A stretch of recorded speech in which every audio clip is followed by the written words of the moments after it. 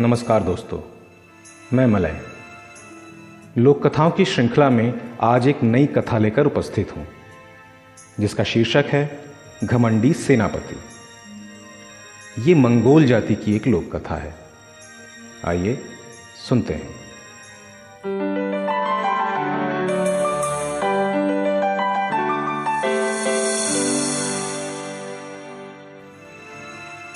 एक बार की बात है, एक सेनापति था जो फौजी कला में असाधारण कुशल था। वो इतना ताकतवर था कि 1000 पाउंड कांसे के गोले को एक हाथ से ही उठा सकता था। वो एक कुशल तीरंदाज भी था। वो बड़ी आसानी से उड़ती हुई चिड़िया को निशाना मार देता था। वास्तव में असफल होना तो उसने कभी सीखा ही न था।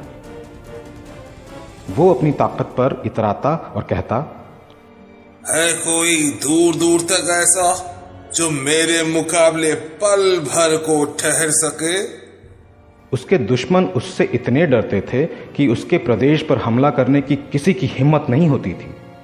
इसलिए सेनापति पर दिन ब दिन घमंड का नशा चढ़ता गया। सेनापति ने एक खुशामदी टट्टू भी पाल रखा था। उसके पास सिवाय सेनापति की चापलूसी करने के और कोई काम ही न था। एक दिन उसने सेनापति से कह दिया, आप जैसा बहादुर मैंने पूरी दुनिया में नहीं देखा। बस फिर क्या था, सेनापति इतना खुश हुआ कि उसने शराब का एक बड़ा मटका उठाया और उसे एक ही सांस में पी गया। दूसरे दिन सुबह भी वह शराब के नशे में बेसुध फर्श पर पड़ा था। शराब का मटका अभी भी उसके होठों से दूर नहीं हुआ था। मुर्गा खूब जोरों से बांग दे रहा था। परेड के मैदान में खूब तेज आवाज से बिगुल बजाया जा रहा था। लेकिन सेनापति ने करवट न ली, वह सोता ही रहा। तब से वो भोग विलास का जीवन बिताने लगा और फौजी कला में उसकी कोई दिलचस्पी नहीं रह गई। समय बीतता गया, उसके भाले में जंग लग गया और उसके हथियारों को मकड़ी के जाले ने ढक दिया। चूहों ने उसके तीरों के बीच अपना बिल बना लिया।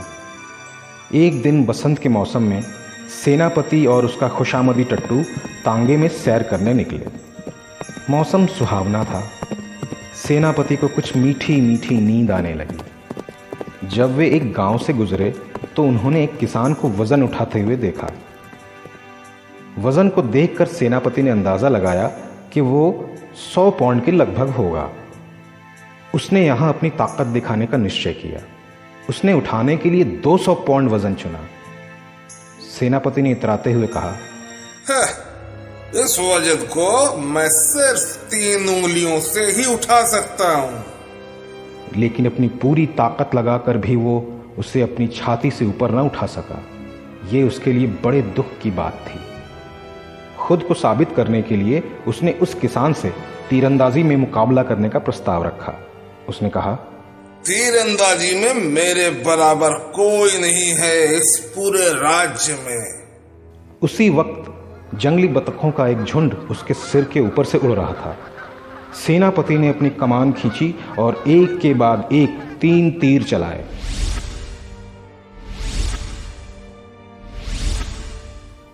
लेकिन वे तीनों तीर निशाने से बहुत दूर जा गिरे।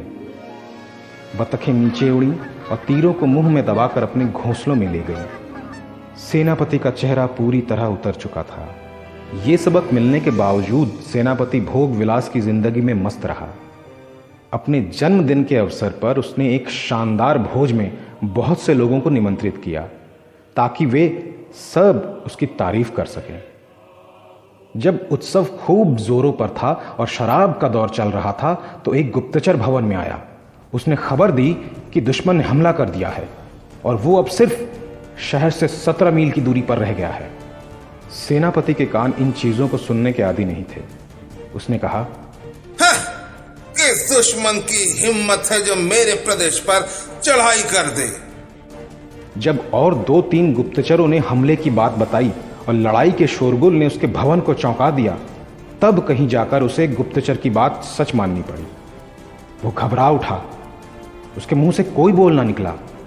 हमले की खबर सुनकर मेहमान अचानक डर गए और भागने लगे। इस मौके पर उसका खुशामदी टट्टू सबसे पहले भागा। सेनापति फौरन अपने हथियारों की तलाश करने लगा, लेकिन उसकी बर्छी में तो जंग लगा हुआ था और उसके सारे तीरों को चूहों ने काट दिया था। उस समय उसके पहरेदार भी रफू चक्कर हो गए थे, इसलिए उसने अपने भाले को खुद ही पैना करने की कोशिश की। परंतु जब वह पत्थर पर उसकी धार तेज करने लगा तो उसके 2 टुकड़े हो गए। उधर दुश्मन ने शहर पर कब्जा कर लिया और चारों ओर आग लगा दी। लड़ाई के बाजे बज रहे थे।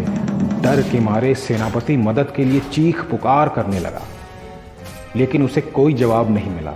सिर्फ उसी की आवाज वहां गूंज रही थी। दुश्मनों ने उसके भवन को घेर लिया। इधर उधर चारों ओर कोलाहल सुनाई देता था। सेनापति को भागने के लिए कोई रास्ता नहीं दिखाई दिया। अचानक उसने आंगन के पीछे की दीवार पर एक बड़ा सा छेद देखा, जिसे उसने अपने कुत्ते के आने जाने के लिए बनवाया था।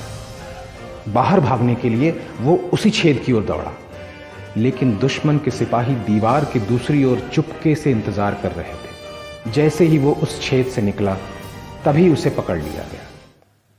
इस तरह दुनिया के सबसे बड़े बहादुर का अंत हुआ। ये कोई नहीं जानता कि बाद में उसका क्या हुआ, लेकिन एक बात साफ है कि जो मनुष्य घमंडी होता है, उसे अंत में असफलता का ही सामना करना पड़ता है।